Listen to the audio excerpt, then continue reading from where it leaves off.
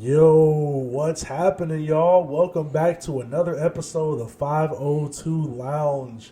It's me, Marcus, right here with my guy Amir, and we are coming at you today with an ACC championship preview. Louisville, for the first time ever in the ACC championship this Saturday night against number 4 Florida State. And man, exciting times for this program. First time ever playing in a conference championship game, and not only a conference championship game, but a conference championship game against a team who has playoff aspirations. Florida State, if Florida State wins, they're in the playoff. The college football poll just came out about a few minutes ago, and Florida State moved up to number 4 in the country. How are you feeling about Saturday, man? How excited are you for Saturday? Man, I am excited, dude. I am very excited. Not only because it's a championship game, but also because we have a chance of going to Orange Bowl with a win. Yeah, man, it's exciting, man. Louisville also, I mean, Florida State has a lot on the line too, but so does Louisville. If Louisville wins, they are going to a New Year's Six bowl. Most likely it's the Orange Bowl. So very, very exciting times, man. All right, man. So let's talk about FSU. Let's talk about their stars and who's playing, who's not playing. Yeah, I mean, hey, man, FSU is having a magical season. They're 12-0 for the first time since 2014. When you remember Jameis Winston, that team. You remember that Jameis Winston team that point shaving. I'm telling you, dude. It had to be, bro. I'm convinced that Jameis Winston point shaved in that 2014 game when they came to Cardinal Stadium, bro. It had to be, but they're 12-0 for the first time since 2014. Having a magical season under Mike Norvell, who's in his, I believe this is Mike Norvell's fourth. Yeah, this is his fourth season at Florida State. Man, this is a very, very talented team, but unfortunately, the biggest question with Florida State is the injury to Jordan Travis. Jordan Travis, 2 weeks ago, suffering, just one of the worst injuries I may have ever seen.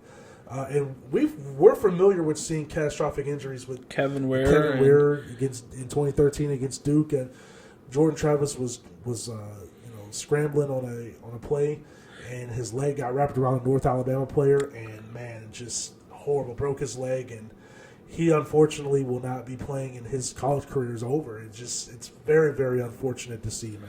Hey, man, well, prayers up to Jordan Travis. He is a former Cardinal, but in general, right? But just even in general, man, it's just those are the kind of things you just hate to see. You just hate to see that happen to any player, and especially a guy with as much upside as Jordan Travis. I felt like Jordan Travis could have been. And here's the thing: he can still recover and hopefully play in the NFL one day. It's just, man. To have this opportunity in front of them and for that to happen in a meaningless game, it just hurts. It hurts to see, man. It really hurts to see. Yeah, no, absolutely. And I think I saw his tweet or his post that he made about this being his end of his career at FSU, and that just that hit me hard. It's heartbreaking, man. That is so sad, and the good kid. I wish him the best. Very good dude, man. And definitely prayers up to him. Absolutely, man. But you know what? I have to give Florida State a lot of credit, man. Even after this injury, this team has.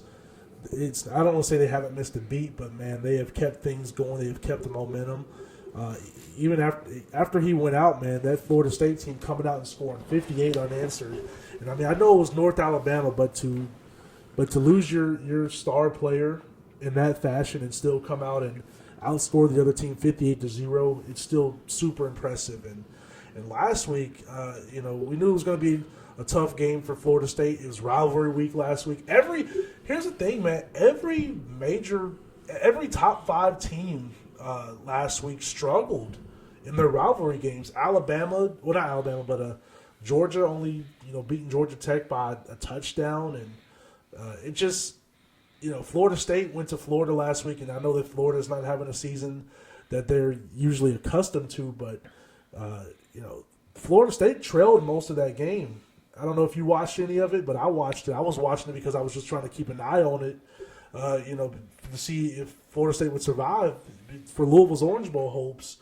But man, Florida State, they found a way to win with Tate Rodemaker, their backup quarterback, and that's just what great teams do. In the face of adversity, they make plays. They handle that adversity, and Florida State did that, and now they have a chance to make it to the college football playoff with a win over Louisville.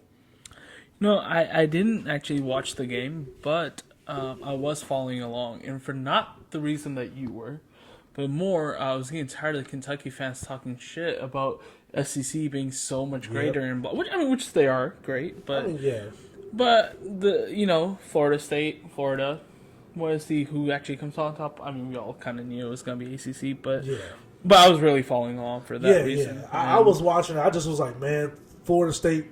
I don't care how you got to win this game. Please, just win. Please don't lose this one, because I mean, man, I want to go to the Orange Bowl, and I'm not saying that this is going to be a tough game regardless, man, because you remember Louisville faced Tate Rodemaker last year. Remember Jordan Travis got hurt against Louisville last year at L&N Stadium, and Tate Rodemaker came in, and it's like he didn't even miss a beat. He came in, he threw for what? Didn't he throw for like 2 touchdowns against Louisville? I don't remember, but I do remember him having an insane game. Yeah, him and Johnny Wilson, man, they torched us.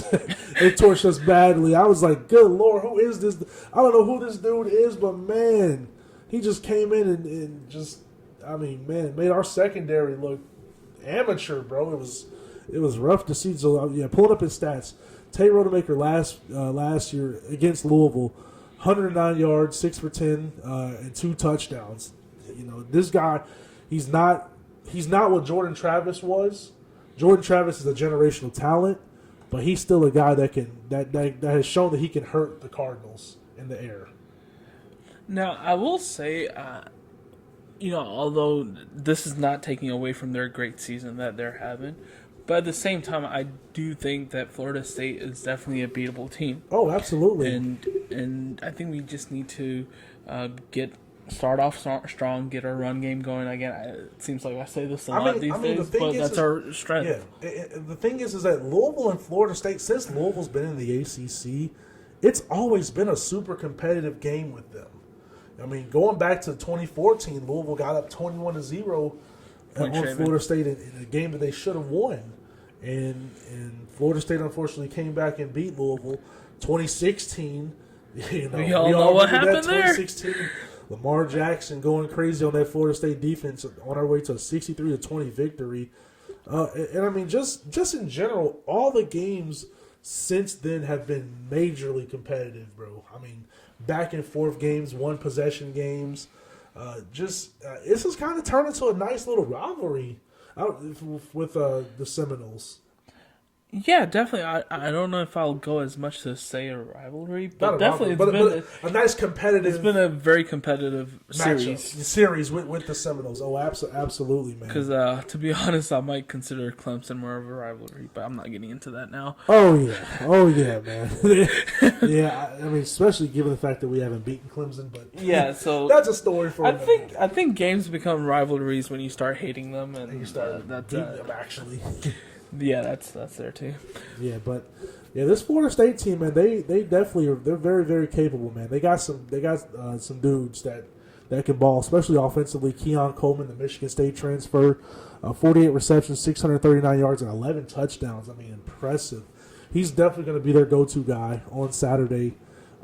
Trey Benson also, man, 128 carries, 800 plus yards, and 14 touchdowns. I mean, Florida State has they have playmakers all throughout, and you remember Johnny Wilson, their 6'7" receiver last year against the Cardinals, having a great game. I think Johnny Wilson caught 2 touchdowns in that game against Louisville last year.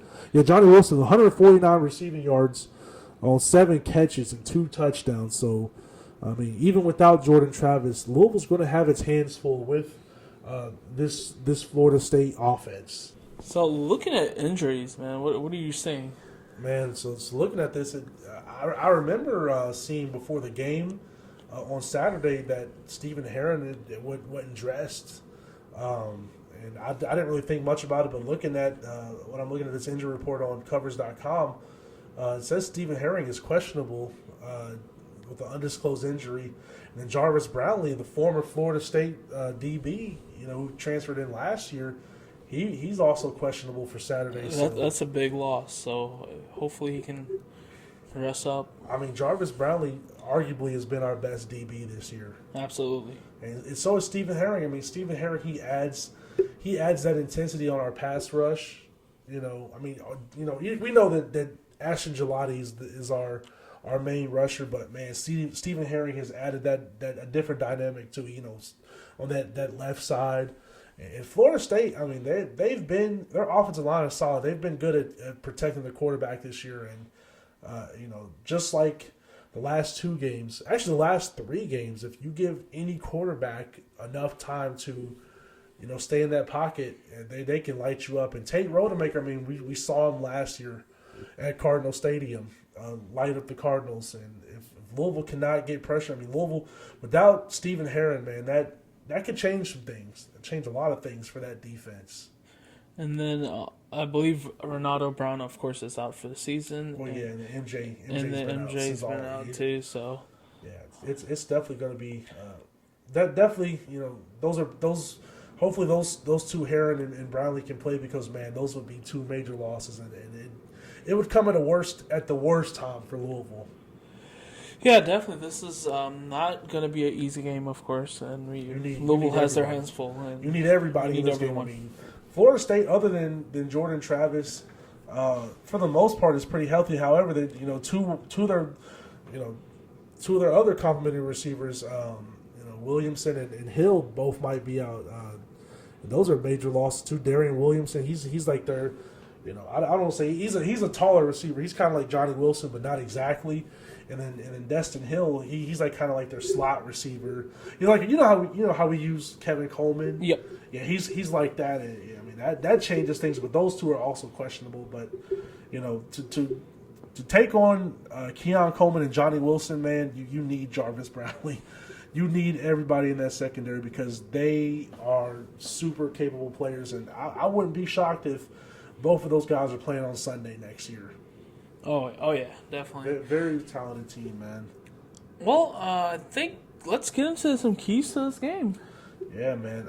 I've watched a lot of Florida State, and man, Florida State, they all around, especially offensively, they play very complimentary football. They can do both things very well. They can run the ball very well and pass the ball. But I mean, given the injury to Jordan Travis, and I'm not really sure how much Mike Norvell trusts Tate Rodemaker, I wouldn't be shocked if Florida State tries to keep things on the ground a lot. And for the most part, in a sense, that's somewhat a good thing for Louisville's defense. I mean, look at the way Louisville's defended the run. I mean, last week, even though they gave up a touchdown at the worst time, holding Ray Davis to only 83 yards rushing. But against Miami, though, you can't have a performance like you did against Miami. Mark Fletcher going for 146 yards and 2 touchdowns. You cannot have that. So Louisville's definitely going to have its hands full in the run game. I think Louisville's probably going to stack the box and really force Tate Rodemaker to make some difficult throws. And given the pass rush and given the way the defense is played, I felt like even our pass rush last week was pretty good. We got to get home. We cannot let Rodemaker get comfortable. Yeah, man. So most of Florida State that I've watched this season has been with Jordan Travis, of course. But with that being said, Tate Rodemaker is he's not a slouch, and just I don't like you said, I don't know how much their coach trusts him, but we know what he's capable of. And but I think at the same time, you're right. I think they might go more for a run stop. But I'll say this though, Louisville secondary has to be better, man. Louisville secondary gave up some major plays, especially against Kentucky last week. That really buried us in the sand. You just cannot have that. And even against Miami, Tyler Van Dyke carved us up. Cannot have that. No. And also, if you haven't listened to the recap of the Governor's Cup, that is out right now. Yeah. So definitely go check that out. Yeah, man. This Florida State team, dude, they just all around, man. This is going to be a tough game regardless. I mean, even with Jordan Travis, the game is definitely going to be. It would have been tougher, but I mean, it's still going to be a rough one. They have all their guys healthy for the most part, and this is a team. This is going to be a game. This is a team that is going to be hungry going into this game because I mean, like you said, Florida State, if they win, they're going to the college football playoff. The college football playoff poll just revealed that all that FSU has to do on Saturday is win, and they're going in, man. With that being said, if you actually think about it, although we have an orange ball on the line, basically, I think the whole grand scheme of things, they have more pressure. Oh, absolutely. Than we do. I mean, and so most of this season, I feel like we've been playing with the pressure on us just because playoffs or even ACC for the championship game. So now after the loss to Kentucky, that has in a big sense calmed down. So I think you're going to see a pissed off Louisville team on Saturday. Absolutely. I mean, man, because I think Louisville knew that it should have won that game last week, knew that it made silly mistakes, and that leads me to my third point. The biggest key possibly out of all of these is just to limit the silly mistakes. Stop turning the ball over. You know what I mean? That's what hurt us against Kentucky. It's hurt us in big games. Even in the Pitt game, you had 3 costly turnovers that led to Pittsburgh points, and you just cannot have that. If any chance, I feel like Louisville's game plan is going to be super similar to last week's. I feel like Louisville's going to really try to prioritize the time of possession. Really going to try to prioritize keeping the ball out of Florida State's hands. So, I mean, if you do that, I mean, the game plan almost worked last week. And I know almost is a word that we don't want to hear, but the game plan should have worked last week. But Louisville had those costly turnovers and, of course, giving up those big plays. You let Kentucky back in the game. You just cannot allow that to happen on Saturday. But I feel like if Louisville can limit their turnovers and they win the time of possession, they have a solid chance of winning this game. And this leads me to my next question, man. Just before we wrap this thing up, what are you looking for in this game from Louisville? So I think the biggest thing is I'm actually not looking forward to, but more worried about is how healthy is Jaws. Yeah.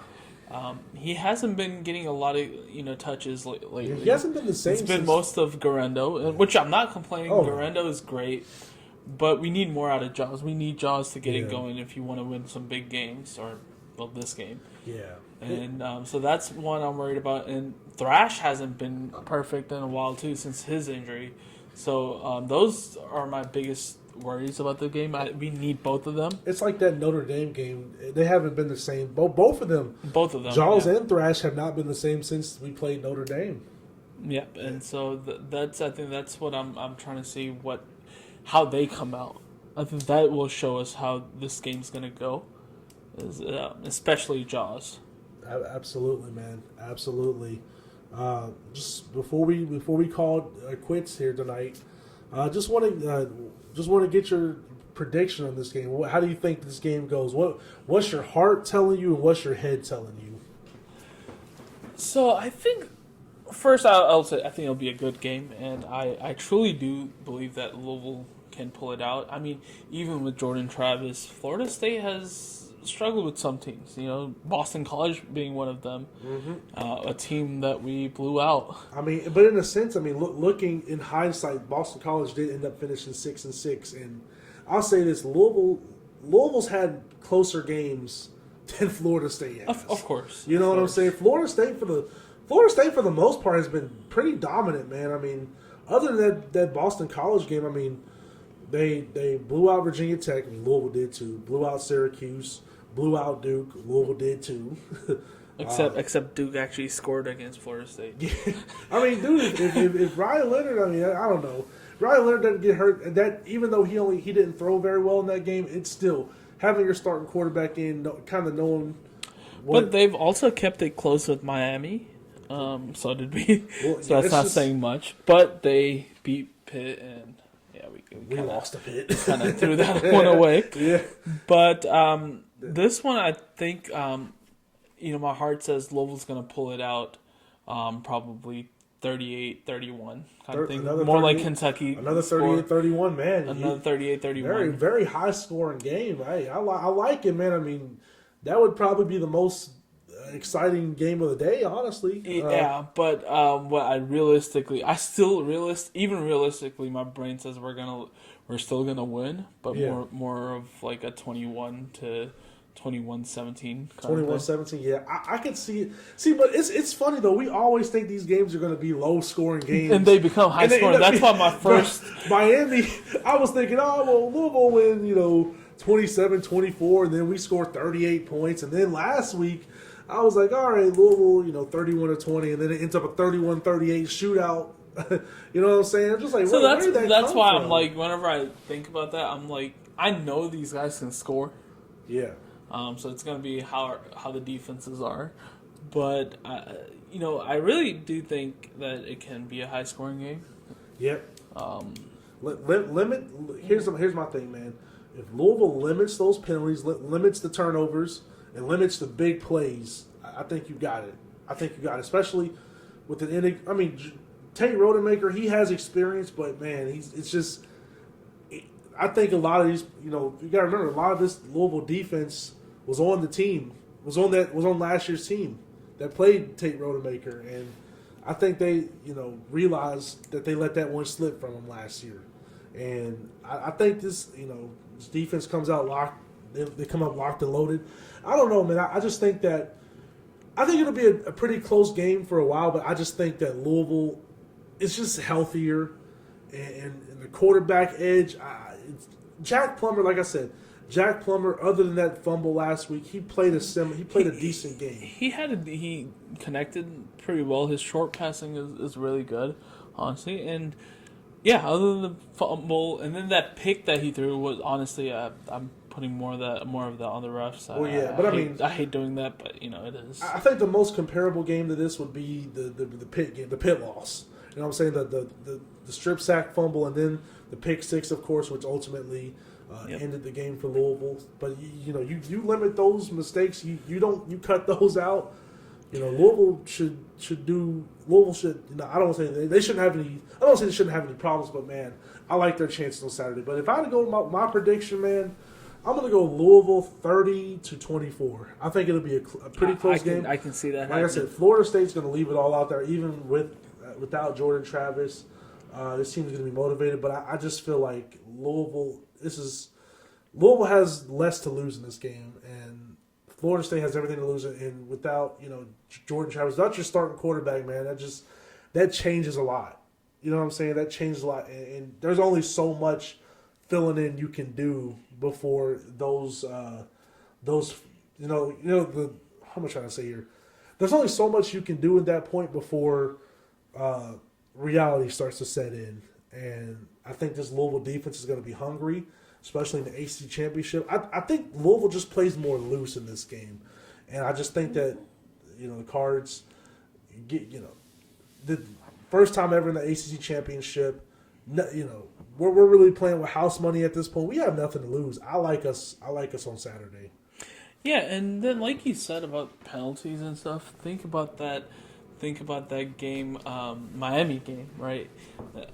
It wouldn't. I don't know if it would have necessarily changed the result, but those penalties that Miami receiver had, it can really affect the game, and so.